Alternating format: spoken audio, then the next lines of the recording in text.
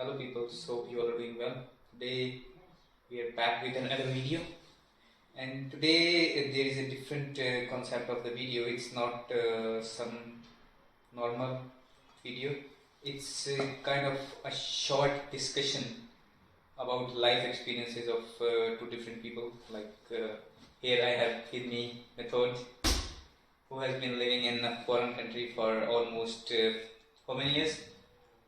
4.5 years now. 4.5 years from away his home and alone dealing all the problems, ups and downs, no one here to help him, because when you are in a foreign country and you don't have any relatives there, you need to start from the scratch. You don't know anyone over there, so you need to make new families, new friends, and you need to understand the rules, laws, how that country goes, and how everything works there. Because there is a huge difference when you change the country. Many things change. Many things. Even your eating habits change. Even the way your daily routine or schedule is that change. Maybe also some people also change their hobbies, because each country have its own specialities or hobbies. Like in China or in Australia, their sport or their famous sport is like soccer. They play a lot of that. And if you go to some Asian countries like Pakistan, India, there the more famous sport is like cricket. So he has suffered all that so long time, and he has been a successful candidate after going through the ups and downs of the life in a separate country and dealing with so much, and succeeded to be such a amazing person, because I know him. And right now he is one of the person that I know who know this country very well, and can deal most of the things. Even some people come to him to take help, like, can you tell us how to do this and can you do this for us? So today we are going to know how he handled all of this, and did he suffered anything here, and if he did, because I think he did, then how did he tackle that problem? Okay, hello Method, how are you? I'm good, how are you? I am good too, thank you. Okay, And thank you for inviting me. you're welcome, man, and you deserved it. You deserve Thank this. you. Thank you. And we are going to start with okay, when did you came to China? So, by the way, my name is Methode, I'm from Burundi. I came to China in 2019, just 4 months before 2020. That's mean 4 months before COVID-19 appeared here in China. Yeah. Oh, according to me, that was the hardest time to live in China. Yeah, I would say that it was not easy, but I won't say that I was suffering that much, because it was just I stay in the house. A lot of I think the suffering stuff is don't get something to eat. But even though I was in the house, I don't go out. I was able to buy stuff online and then get something to eat, or anything I wanted, I could get it. So the only thing that was difficult was to go out to meet people. For me, it was not possible for almost 6 months. But after 2-3 weeks, I was used to it. The breeding that I was living there was a lot of foreigners, African people who speak French as me, so it was just easy. We go there, go to kitchen, we meet. It was good, but it was not that easy. But after a while, I get used to it. I met many people here, and even the ones who were living here before 2019, they said that when the COVID started, China restricted almost everything. It was very hard to live, because China's rule were like 10% more harder than other countries. Yeah. Not allowed to go outside, not allowed to, like, everything came remotely everywhere, but China was specifically restricted in everything. Yeah. Like, I think shops were all closed. Everything closed. Shop was closed. To buy stuff, we could order them online, or we could talk to the school, like I want to buy this tomorrow, and then they bring it in the school next day, and then you pay money, then you have your stuff. Yeah. Actually, it was not easy for the people who have experienced China before, but because they knew how the life was easier before the COVID, but in the COVID it was the change. But for us, we were just new people. We didn't experience the good life in China, the China good life. On those times, it was just we sit there, and then this thing happened. It was like we didn't experience other stuff before, so it was hard. But it was not. We could not compare with some other stuff because other stuff we didn't have it.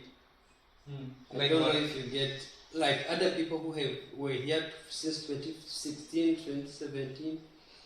They said, now they stop going outside for 1-2 weeks is not possible. This is too much. Okay, you mean to say it was easy for you but not for them because For they were them, used to outside. They were used to the free life in China, but for us, we were just new. It was kind of like, actually in China, our life in China is like this, but for it was not that, but we just take it that way to just comfort ourselves. Okay. That was the bad things when you came. When was the time when everything changed and it started becoming better? I would say it was after 1 year and a half. Like Since 2021. 2021 in like middle, around June, July, stuff like that. Mid 21. Yeah. Okay. That was when we could go out, ask permission, go out, or say, I don't know, I have my friend, I could go to the other city to visit my friend. Yeah, but also it was not that good because it's anywhere you go, there were this QR code you need to scan. It was not that easy, but it was better than before. Yeah, but for now, since 2023, the life is much better now in China. What was the first thing you did when you became free? Oh wow! The first thing when I get really free, as me I have a lot of friends who used to go out to club to drink. I also drink as much. If I get something to drink. Okay. Yeah. The first day I went to drink with my friends. Yeah. Okay, you went to We club went and to party. In simple, the you bar, partied. Yeah, we party. Yeah, exactly. Okay. Yeah, we party with my friends. It was nice. And next week we went to Beijing. That was my dream from so long. I need to go to Beijing to see the capital city of China. So we went to Beijing, also partied there. Oh. It was a nice experience. Okay, so when you became free, you partied here and then in the capital. Exactly. Because that was your dream. Yeah, it was. Okay. It was awesome. Okay. And what is the biggest difference that you found here and in your country? Wow, that's a good question. You know, there are a lot of difference because in my country, I used to talk to anyone I meet without imagining that he will not understand me. But in China, when I get to China, my English was not good. Chinese, that I don't even talk about it. It was Chinese English was no, not but your good. Chinese right now is very exactly. good. I know that. So in those times, it was like if I want to talk to English speaker, I need to make sure that he will understand me. So it was like, and a lot of people were just English speakers, so I need to try my best. But in my country, I was free. Hey, what's up, bro? I want this. It was just easy for me to communicate with people when I was back home. But when I get to China, it was difficult to communicate. So you would say in simple words, language barrier or communication? Yeah, communication. And other thing, the culture of the people I was meeting, it was different from mine. What was different? The culture, why you say like the way of, I don't know how I could say, but especially the food, like you find you go to the canteen or to the shop, you find I'm going. For me back home, we used to eat beans, rice, and some called shima or ugali there. We call it ugali in East Africa. So when I get here to China, you go, you find nothing. What you want is not there. You need to use to eat noodles, do this. It's like a lot of time. If you go to the restaurant to just try to eat Chinese food or use the stickers, it was not easy, but that it was just different from my country here. But after a while, I got used to it because I was not alone. Yeah, because I was like, this is too difficult. But there's another person who is dealing with it also. Another one tell my man, I did with this for 1 year. He said, so it's not me alone. Maybe I'll get used to it. So basically, two big differences. One is the language barrier, and second one is the food. Food and yeah, let's say food. Food one, almost everyone I have seen here. Yeah. The international student, they face this problem. Yeah. Even when they come here, and not only food change, but many different changes. I think also the climate, like when the weather. Yeah, The we weather. said the weather, not the climate. The weather, because it was like back home. Sometimes you wear a jacket, but it is not this cold. Like it is not hot, it is not cold. But when you get to China, I came. It was in summer, almost summertime. It was hot, very hot. And afterwards, instead of just becoming cool, it became very cold. So, but back home it was cool. So that also was difficult. Here it is like minus 17. Yeah. In winters. Yeah. And everything is white at that time over here. Okay. Like this was the first time you came and you were out of home. Yeah. In 2019. Yeah. Did you suffer any like homesickness or depression or something like that? No. Because me in back home I was in high school. I studied in boarding school. So you studied in the boarding school? Yeah, in boarding school we stayed there for 3 months. We go home after 3 months in holiday. So it was like I used to be away from my home, my family for 3 months. You were used to that? So I was used to it, and here after now, I just get like I didn't get depression or anything. Because you were used to it since your childhood. Yeah. So have you ever gone back to your home country since 2019? No, I didn't go back. You did. It's been 4.5 years you have gone back. Yeah. Oh man, really? Yeah, I didn't go, but I think it's okay because. What do you feel? And why didn't you went? What do you think that? Okay, money is one thing. Okay, you need money. But what else do you think that motivated you to stay instead of going back?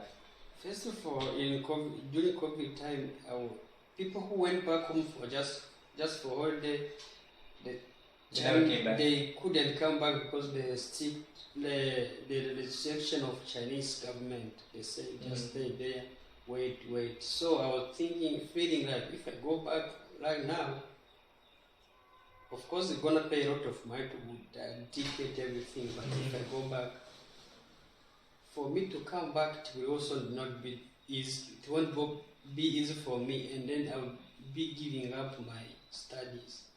And my goal was just to study and get the degree. So I was saying it's okay. I miss home, my family, my mom, my brothers and sisters.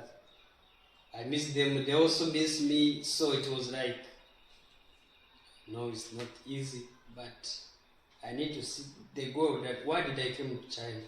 So I have to go back to that thing. So I think it was your aim or your goal that motivated you. You had something in your mind. Yeah.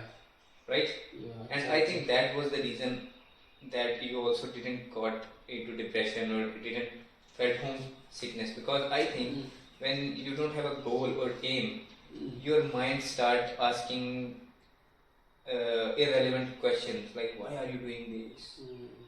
It's gonna be 4 years or 5 years. What will you do after that? So what it's gonna be? It's a long time. I have seen people, you know, in such a small time, I saw some people literally cry in front of me because uh, because you can say environment and many more things. And they were the people who actually stayed in China for a long time, but still, when something's changed, it was like they almost cried.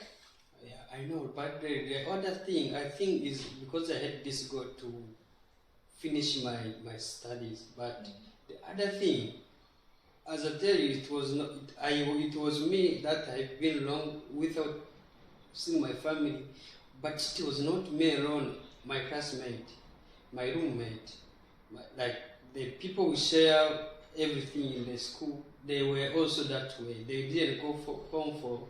They were also that way. They didn't go home for 5 years. It was like me. I was saying, of course, sometimes you feel okay. I'm feeling that alone, but then I'm facing the same problem with them. So that also say, okay, let me just be with them. If I'm crying with him. So that thing of feeling like you are alone, it was normal for all of us. And then to just becoming comfortable to us, we just talk about it. Say, it's okay, man, it's okay. Yeah. Look at that guy, just passed 6 years, he didn't go back. You is 3. Yeah. And now you can call your family, talk, video call. Yeah, it was okay. You know, I remembered a quote on that, on not giving up on your life. That they say, if I give you $10 million right now, you would take it, right? You'd give it, $10 million. Yeah, okay. But there is only one condition, that you won't woke up tomorrow. I want to wake up tomorrow. Yeah. So you mean I would be sleeping and then ordering stuff? I will give you $10 million like that. right now. Yeah. But the condition is only one, that you will not wake up tomorrow. The meaning that I will die tomorrow. Yeah. Will you still take it? I won't take it. That means tomorrow, only tomorrow waking up is worth more than $10 million. Yeah. Can you say that? Yeah. So you have tomorrow. Yeah, I have tomorrow. Yeah, exactly. Yeah. So you have more than $10 million, man. Yeah. It's like that. Why are you giving up on your life? I'll tell you another thing. I have seen many people. Okay. You know, there is one thing for sure. Everyone had to die. Everyone has to taste the medicine of death. Yeah. Okay. Yeah, no one will. It's a bitter truth. Okay. After that, if someone is dying right now, and they have all the money of the world, okay, but they want to live 1 extra minute, can they live? They can't. They can't. Because the universe is like that. They can't. The time is the time. When the time is coming, just know what you have. Your age right now, your energy, and everything that you have. You know, most of the people, when they grow up at a stage, if you ask them what would you change, they would say, or what do you want right now? They would say, I want to become younger self. I want to be younger than. Yeah. What is the reason? You know? I think the only reason is like when you're getting older, you are getting to the end point. The end point, I mean the day, like you are going toward your death day. The day that you're going to die. So when you're thinking, if you go back a bit, so you will, the interval from now to that place, it will be a bit far. So that's the one reason. You know? Or the other thing I think is because maybe when they were younger, there was something they wanted to do that they didn't do. They say, if I was that time, if I go back there, I will do it. I will connect this thing to another one. Mm. You know, there is one universal thing that I found in everyone. Mm. When you are young, Mm. like 8 years, 9 years, Mm. you see older people, okay, like strong, 20 years, 25 years. Mm. You want to become Like that. older faster, Mm. right? You want to grow up faster. Yeah. That's universal. Yeah. And when you grow up at that age, 20, 25, 30, then you are like, you look back, you're like, That was the best. that was the best. Yeah, that was And, the best. and then you want to go back. Yeah. These two things I have seen in everyone. Mm. No matter what the culture, no matter what the country, when you are young, you want to become like mature. Mature, yeah. When you are mature enough, you say that, I missed a lot. Yeah, man, you see, but bro, that time I was supposed to be doing this, but I was, I believe that most of people nowadays don't even live their childhood. I believe so. I think it's not even their childhood, even their adulthood, when they are Adulthood. like, they don't live it the way they're supposed to be living it. In one word, like we're not living this moment, the present moment. Like when we kid, we always thinking like when we grow up, we do this. You're gonna be like that guy. He have money, he have cars like this. But when we get here, we get to that time. We see, I supposed to be doing the thing there and this. But the best solution the best way of living, I think, from my perspective, is live right now. Man, you want to be young, you can't be young right now, right? You want to be older than now, right now you can't. The thing is, just live it now, enjoy it as much as you can. But also, don't destroy your tomorrow. Of course, plan it tomorrow, but just live. It's like, I remembered a beautiful quote on this. They say, yesterday is history. Tomorrow is mystery, because you don't know about it. Yeah. Okay, but today is present. Yeah. That is why it's called present. It's a gift. It's a gift, exactly. You know, whenever you're going to a birthday, you say, I am going to give her or him a present. That's a gift. Yeah, exactly. Yeah. And tomorrow, it's a mystery. You don't know You what's don't going know to happen. And you don't even know you're going to live tomorrow. Yeah, The same way, the history, it's past, it's gone. You can't do anything about it. Yeah, exactly. It's like that. Yeah, Living in the moment, okay, because no matter what you do, you can't decide your tomorrow. Yeah.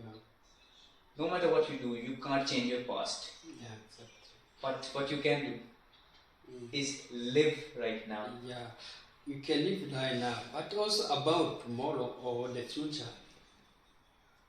The way you're living today is gonna determine how your life gonna be. Absolutely, absolutely. But also, you don't know. You are just living to make it better, tomorrow better. But you really don't know if you will be there. That's why, hope. Yeah, it's a hope. That's why you need to live today. Just live the present moment, but also prepare your future. Because also, if we always thinking I'm gonna live today, this tomorrow I don't care, it's gonna also be fucked up because tomorrow is still waiting for you. Yeah, that's right. You know, because like it's, as I said, it's hope. Everyone is living on a hope. You worked 4.5 years. Yeah. You suffered everything. Why? On a hope that after completing your degree, you are going to get better. You're going to get a better job, and earn a lot of money, and have a better future for you and for your family. Exactly. And that is on a hope. But it's a hope, yeah. You don't know about anything. But what if I don't get? Yeah, exactly. That's why I say you just live this present moment, preparing the future. But sometimes people, they live the present moment and they forget the future. And or other people, they just suffer and they want to always thinking the preparing their future and then forget to live this present moment. What do you think? How can a person live the most of his present? Wow. Then, yeah, there is. Yeah, This is a question. it's a question and it's very deep question. And this I'm gonna use this guy. This guy says this guy's called André Sponville. Is a French guy. He's a philosopher. He wrote stuff. He says stuff about philosophy. It's like the life. What is it? Is your life worth living? Is living your life? Is it worth it? Will you say yes or no? I said yes. I would say. And then he replied, I'm not saying living this life, my life is worth it, but it's only me who gonna make it worth it. It's not because it's worth it that I will live it. It's not because I'm living it that is worth it. Or it's not because I don't really know how to, because it was in French. I'll tell you one thing that like you need to love it. Just love your life. yeah. When you love it, you will live it better. If I'll tell you everything in one sentence of living in the moment, is doing the right thing. Doing the right thing doesn't mean that you are making the right choices. It's what is good for you and for others. You are not doing anything to harm someone or even yourself. Yeah. If you are only taking that in all these steps or in every decision, automatically your future is gonna be better. If you are not doing bad things today, your future is gonna be good. If you are not doing drugs, okay, automatically your future will be better. Okay, it's only about doing the right decisions all through. It's not a complicated thing. It's right now, okay, we have many choices to do many things, okay, but right now we are recording this, okay, and we know we are doing the right thing. We are not promoting anything bad, okay. We are trying to give our experiences to others, okay, and maybe you think that you don't have that much knowledge and all that, but the people who are younger than you and have not experienced what you have, okay, and I'll tell you one thing, almost 80 to 90% people have not experienced what you have. There is a reason. Tell me, out of your country, how many people have the luxury to study in a foreign country? That is less. Maybe it doesn't go to even 1%. Everyone wants it, but they don't. We all want it, but it's not easy to get it. So since I get it, is the good thing for me. That's mean I've experienced this. You have some experience that they don't have. Yeah, exactly. Yeah, I agree with that. This is the thing. Yeah.